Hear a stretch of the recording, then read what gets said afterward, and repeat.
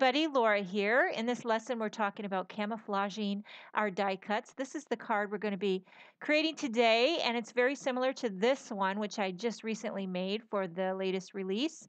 And I'm going to show you how to camouflage your die cuts. Now, don't get confused with the word camouflage, like as in military pattern of their uniforms. Not that kind of camouflage. I'm talking about blending in, making your die cuts blend in with their surroundings. So whatever kind of background you create today, I am doing an ink blended background. I started off by masking using some Post-it masking tape, and I masked off just the bottom portion of my little front panel here. I cut from some white cardstock, and I started off with Aqua Mist, and then I'll go in with some Hawaiian Shores. I'm going to kind of make an ombre aqua look to the bottom part of this ink blended background. Now, you don't have to do ink blending for this camouflage technique.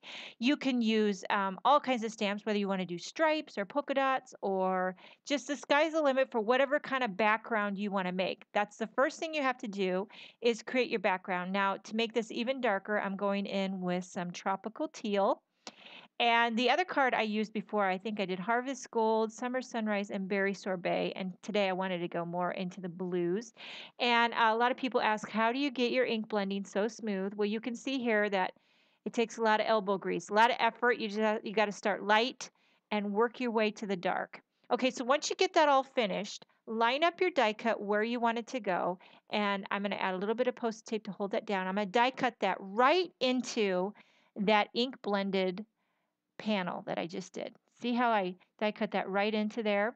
And then here is the piece that kind of fell out of it, was left on the die cut machine. So there you can see how that is perfectly matched up. And then I went ahead and die cut 4 more just white ones. And now what I did was I turned over that panel and I'm putting some score tape. I just want to make this, I didn't take this backing off, so I left that slick. But now here, that front side's real sticky, so I can inlay one of those white hugs right back into there. And then I'll take my Tombow Mono glue and just put some dots of glue and begin stacking up my die cut to build up some dimension. You don't have to do 4. I just kind of like that thickness. You definitely could just do 2 or 3, but if you want to really go big or go home, you can go 4 or more.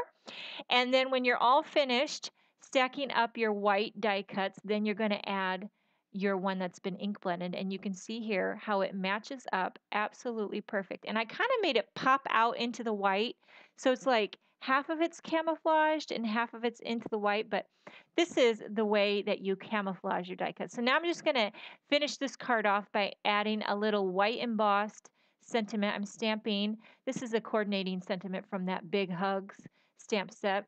I am absolutely in love with that Big Hugs. All those, you get 5 Big Hugs dies, word dies. You get 5 word dies, and then all these really great coordinating sentiments that go along with the hugs.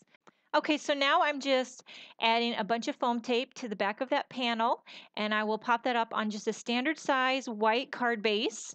And pretty much this is finished. I'll just add my little sentiment strip here with some more foam tape. And this really adds that nice pop of black on top of the aqua.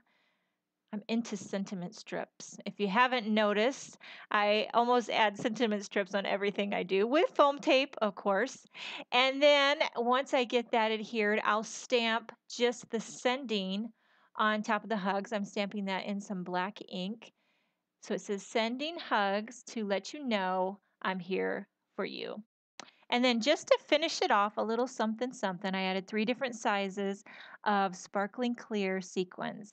And this card is finished. I'd love to see your take on this technique of camouflaging your die cuts, whether you want to create a pattern. Any type of pattern will work for this.